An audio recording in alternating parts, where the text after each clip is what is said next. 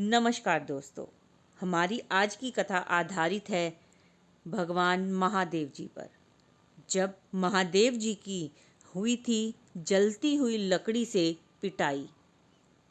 तो चलिए करते हैं कथा शुरू। देवों में देव महादेव की कोई जलती लकड़ी से पिटाई करे, ऐसा कोई सोच भी नहीं सकता। लेकिन यह बात बिल्कुल सच है।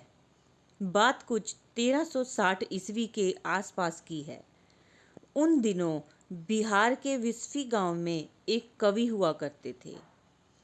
कवि का नाम विद्यापति था।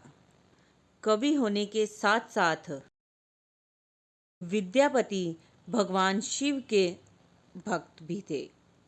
इनकी भक्ति और रचनाओं से प्रसन्न होकर भगवान शिव को इनके घर नौकर बनकर रहने की इच्छा हुई। भगवान शिव एक दिन एक जाहिल गंवार का वेश बनाकर विद्यापति के घर आ गए। विद्यापति को शिव जी ने अपना नाम उगना बताया। विद्यापति की आर्थिक स्थिति अच्छी नहीं थी, अतः उन्होंने उगना को नौकरी पर रखने से मना कर दिया। लेकिन भगवान शिवजी मानने वाले कहाँ थे। सिर्फ 2 वक्त के भोजन पर नौकरी करने के लिए वह तैयार हो गए। हर हर महादेव।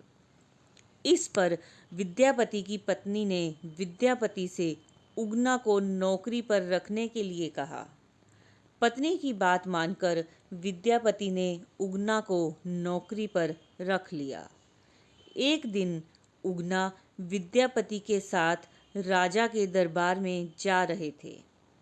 तेज गर्मी के कारण विद्यापति का गला सूखने लगा।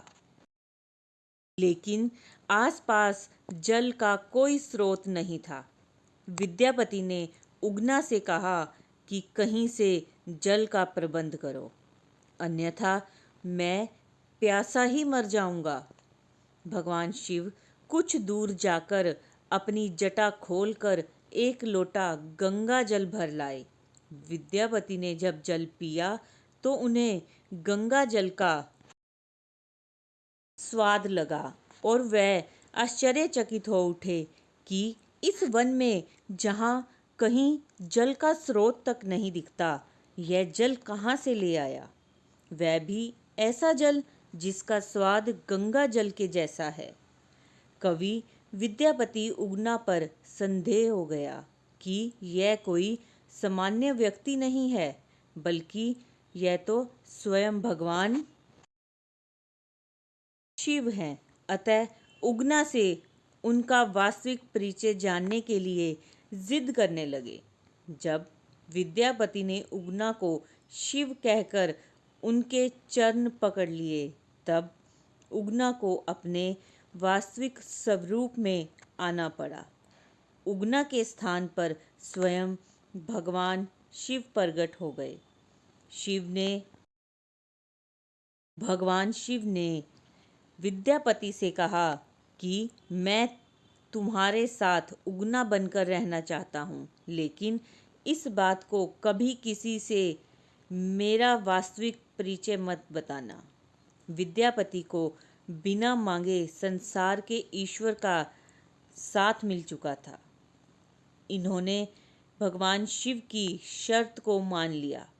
लेकिन एक दिन विद्यापति की पत्नी सुशीला ने उगना को कोई काम दिया। उगना उस काम को ठीक से नहीं समझा और गलती कर बैठा। सुशीला इससे नाराज हो गई और चूल्हे से जलती लकड़ी निकाल लाई भगवान शिवजी की पिटाई करने। जब विद्यापति ने यह दृश्य देखा तो अनायास ही उनके मुंह से निकल पड़ा, ये साक्षात भगवान शिव हैं, इन्हें जलती लकड़ी से मार रही हो। फिर क्या था, विद्यापति के मुंह से यह शब्द निकलते ही भगवान शिव वहां से अंतर्ध्यान हो गए। इसके बाद तो विद्यापति पागलों की भांति उगना उगना कहते हुए वनों में, खेतों में, हर जगह उगना बने शिव को ढूंढने लगे। भक्त की ऐसी दशा देखकर शिव को दया आ गई।